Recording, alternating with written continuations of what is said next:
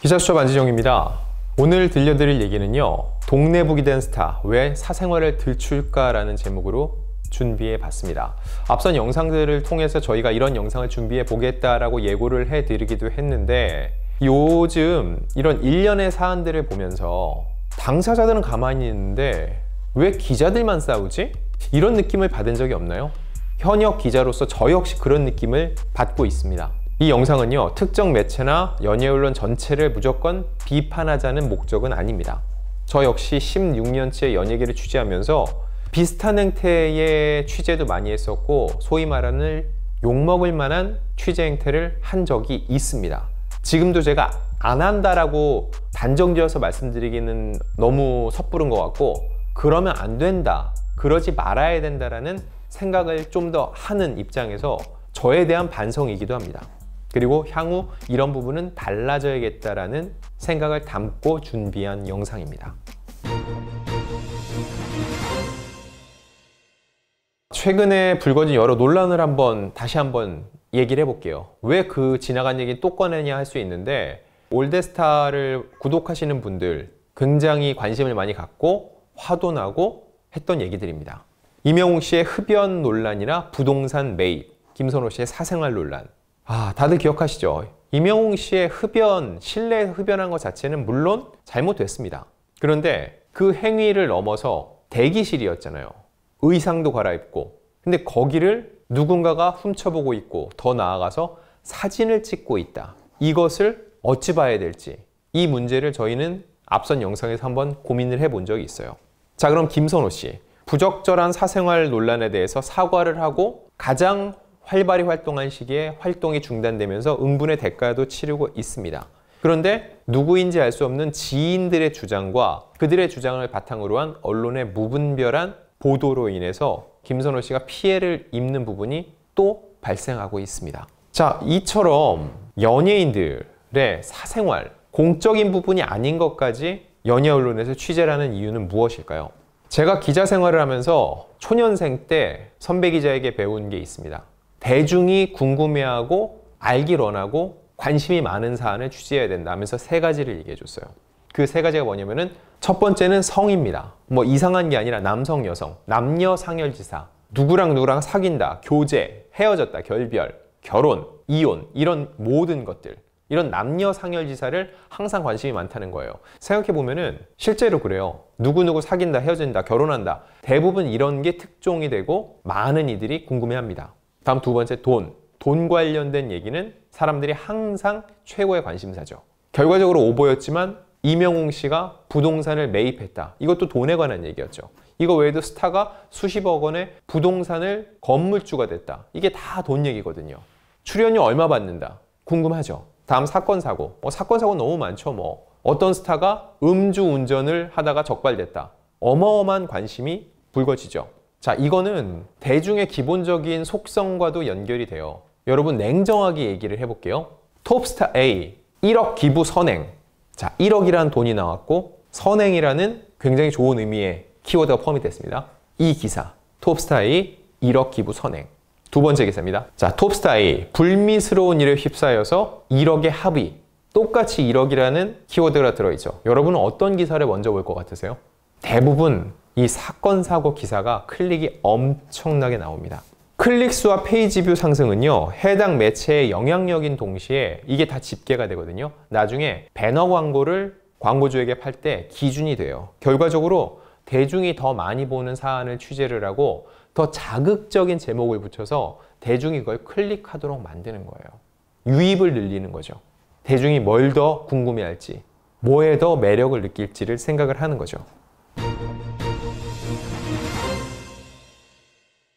자, 그럼 이런 사생활 취재 왜 하는 겁니까? 라는 질문에 대해서 많이들 이렇게 대답을 합니다. 공인이라서. 여러분, 연예인은 공인일까요? 많은 연예인들이 사건 사고에 휘말린다는 얘기하죠. 공인으로서 처신을 제대로 하지 못해 죄송합니다. 저는 연예인이 공인이라고 생각을 하지 않습니다. 제가 생각하는 공인은요, 진짜 공적인 업무를 보는 사람들이에요. 정치인, 공무원, 이런 사람들. 그럼 연예인은 뭐냐? 유명인입니다. 유명인. 유명해서 대중들에게 영향을 끼치지만 그들을 공인으로 보기에는 사실 한계가 있습니다. 외국에는 셀레브리티라는 명칭이 있습니다. 소위 말하는 셀럽. 셀럽이 바로 유명인이죠. 근데 한국에는 이 셀럽이라는 개념을 대체할 명확한 단어가 없어요. 근데 보세요. 유력 정치인들이 셀럽인가요? 아니죠. 그들은 그야말로 공인이에요. 근데 연예인들은 셀럽의 범주로 들어간다는 거죠. 셀러브리티. 그래서 이 셀럽에 해당되는 사람들은 외국에서는 그들의 사생활을 훨씬 더 보호를 받는 편입니다. 이걸 함부로 보도를 했다. 징벌적 손해배상으로 수십억을 물어주는 사례가 종종 있습니다. 그리고 오로지 연예인은 연예인 역량에 집중을 하는 편이에요. 사건, 사고가 진짜로 범법 행위일 경우에는 사법 처리를 받겠죠. 근데 그게 아니라 사생활 논란일 뿐이라면은 그 사람이 이미지가 깨져도 배우로서 연기를 잘하면, 가수로서 노래를 잘하면, 그 사람의 본질에 충실하면은 활동하는데 큰 지장이 없다는 겁니다. 제가 굉장히 오래 기억하고 새기고 있는 한 연예인의 말이 있습니다. 바로 강호동 씨의 일침이었는데, 강호동 씨가 2009년 방송된 야심만만2에서 이런 얘기를 해요. 연예인으로서의 불편함은 출연료에 포함되어 있다고 생각한다 라고 얘기를 했습니다. 많은 이들이 그런 얘기를 하죠. 야, 그 돈 받고 그 정도 돈 받으면 감수해야 되잖아. 합리적이진 않지만 강호동 씨는 그렇게 얘기를 했어요. 연예인이기 때문에, 남들에게 영향을 끼치기 때문에 조금 더 불편해도 내 사생활 침해받는 것도 감수하고 그리고 더 조심하고 살아야 된다. 그 얘기를 한 거죠. 연예인은 대중의 동경의 대상이자 로망이에요. 그래서 그들의 일거수일투족이 대중들에게 엄청난 영향력을 미치기 때문에 도덕적 부분까지 신경을 써야 한다는 거죠. 예를 들어서 예전에 문화대통령이라는 서태지와 아이들이 컴백홈을 발표했을 때 당시 신문기사를 찾아보면 가출 청소년들이 그렇게 집으로 많이 돌아왔습니다. 그 노래를 들으면서 가족의 소중함을 깨닫고 내가 지금 있을 곳은 여기가 아니다. 자, 이제 그 차가운 눈물을 닦고 컴백홈, 집으로 돌아갔다는 거예요. 그만큼 영향력이 많기 때문에 그들의 일거수일투족, 더 도덕성을 강조해야 된다는 거죠. 그러면 제 얘기가 법적인 부분만 건드리라. 그건 또 아닙니다. 그건 역시 그런 강요 역시 부당한 거예요. 분명히 유명인으로서 대중적 영향력이 있기 때문에 더 조심해야 된다는 거 맞습니다. 향후도 지금처럼 기사가 날 거고 끊임없이 연예인들의 사생활은 들춰질 거예요. 그리고 법전에는 없지만 국민정서법, 연예인들이 느낄 때는 실정법 이상으로 무섭습니다. 법적 처벌, 사실 법이라는 게 내가 잘못을 했으면 벌금을 내든지 징역을 살든지 집행유예 기간이 끝나면은 너는 그 죄에 대해서 죄값을 다 치렀어. 근데 국민정서법에서 죄값을 치르긴 너무너무 힘들어요. 아예 그래서 활동을 못하게 되니까 밥줄이 끊기는 거죠. 충분히 그에 따른 책임을 지고 자숙의 시간을 갖고 경제적 타격도 입고 이렇게 되죠. 결국은 대중도 언론도 다루긴 다루되 적정선을 지킬 필요가 있다는 거죠. 지금 김선호 씨 사건 같은 경우는 적정선을 넘었다는 느낌을 강하게 받습니다.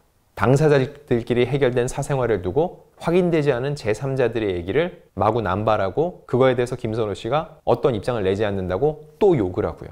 이건 그야말로 언론의 갑질에 가깝다는 느낌입니다.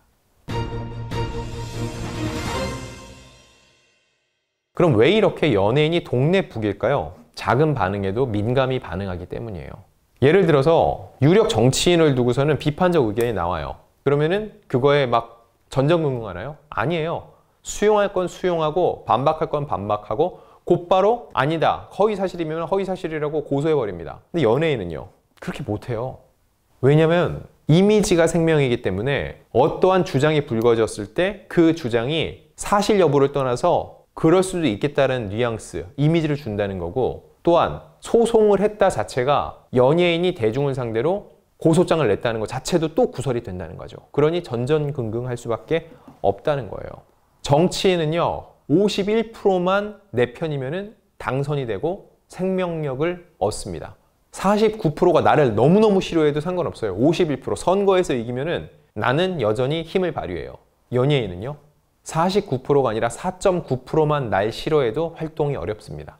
95%가 날 지지해도 나머지 이 4.9%가 계속 악플 달고 공격하고, 드라마 하면 드라마 게시판 들어가서 하차해라 해서 수십 개 댓글 남기고, 그럼 제작진 입장에서는 못 쓰죠.